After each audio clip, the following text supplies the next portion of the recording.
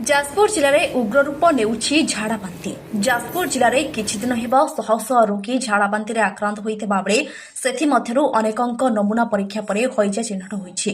दिनकु दिन रोगीमानक संख्या कमु नथिबा बेले एहार स्थिति अनुध्यान करिबा पई प्रशासन पक्षरु व्यापक व्यवस्था करा जाइछि। डॉक्टर सुधीर कुमार साहब मेडिकल अफिसर इंचार्ज सीएससी धर्मशाला। देखो आज स्थिति कौन रही डायरिया संख्या केते अछि कलरा संख्या केते अछि कौन मेडिकल स्थिति वर्तमान ना आम कलेरा कथा कहूँ आमर आक्यू डायरिया डिजीज जो मैंने झाड़ा रोग में आक्रांत होकर आसुच्च से केस आम पाखे बर्तमान 52 जन अच्छा। आज नुआ केस काली आज भितर आम 23 जन नुआ होते 3 जन रेफर होते आ डिस्चार्ज देखे आम पुराणा मिसी टोटाल पुराणा नुआ मिसी आम पाखे बर्तमान 52 जन चिकित्सित होती। बर्तमान 340 पाखापाखि आज पर्यंत आम चिकित्सित होती 10 तारीख आज जाए। आज केंद्रीय टीम भी आसथिले आज्ञा केंद्रीय टीम आरंभ बर्तमान फास्ट विजिट करके बर्तमान फील्ड गले से टोटाली जिला जेतु जगार होती समस्त जगार समस्त आनुषंगिक जिनिस भेरीफाई कलापर एभली स्थिति को नहीं स्वास्थ्य मंत्री मुकेश मुहालिंग जाजपुर गस्तरे आसी प्रथमे बरछुणा और पर धर्मशाला गोष्ठी स्वास्थ्य केन्द्र में बुली देखिछन्ति। रोगी मानक सेमानक स्वास्थ्य समस्या संपर्क में पचारि बुझिछन्ति। कलेरा रोगी मध्ये चिन्हट होइछन्ति आपण आज गस्त करिछन्ति गेला कोन देखिबे स्थिति कोन देखुछ अपन देखंतु धर्मशाला सीएससी रो किछि रोगी सहित भी कथबार्ता करूथली एवं निश्चित भाव में एटा गोटे बड़ कनसर्न नाम पाई एवं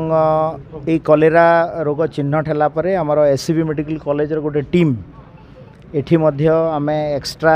डिप्लॉय होइछन्ति कैंप करिके अछन्ति स्थिति उपरे समस्त नजर रखिछन्ति एवं जो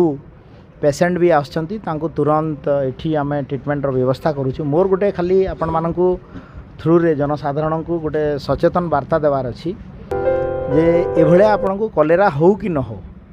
जदि झाड़ा किंबा बांती हैला तुरंत आपण हॉस्पिटल को आसंतु। सरकार पूरा प्रस्तुत अछन्ति ट्रीटमेंट देवा पई सब प्रकार मेडिसिन भी मौजूद अछि एवं झाड़ा हैला माने आपण लोकल क्वाक किंबा को मेडिसिन स्टोर रु मेडिसिन खाई के झाड़ा तो कमी जीवो एभलिया मानसिक स्तर रे रहंतु नाही। एबे गोटे झियो को पचारुथली से कहला आज्ञा चार दिन हेलानी झाड़ा होता ताकू जेतेबेले तांकर दीदी ताकू गाली कले से हॉस्पिटल को आसी तो ये भलिया परिस्थिति न हो एवं आमे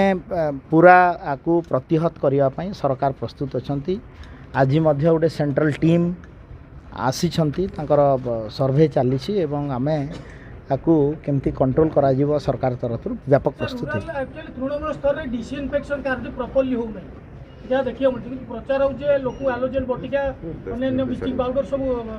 लोक जोगी दिया लेकिन प्रकृति सेमती किछ हो नै या देखियो आपण देखंतु आमे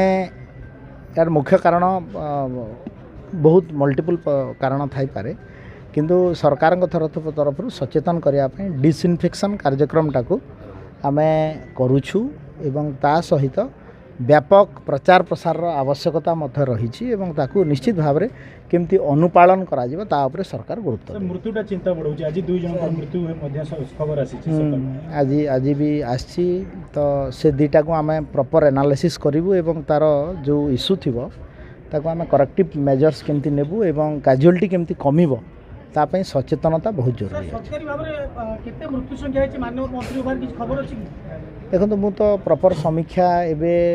जाइथिली बड़चणा एबे आपण पाखु आसी आ 2-3टा पुणी सीएससी पीएससी जीबी भद्रक भी जीबी ए सॉरी आमर आनंदपुर भी जीबी तो मु गोटे रिव्यू कला परे सठिक आपण को डाटाटा दे पारिबे। जाजपुर जिलापाल अनुसुया रेड्डी और अन्य प्रशासनिक अधिकारी समेत जाजपुर सांसद श्री रविनारायण बेहेरा धर्मशाला विधायक हिमांशु शेखर साहू बरछुणा विधायक अमर राय और अन्य माने उपस्थित रहिथिले।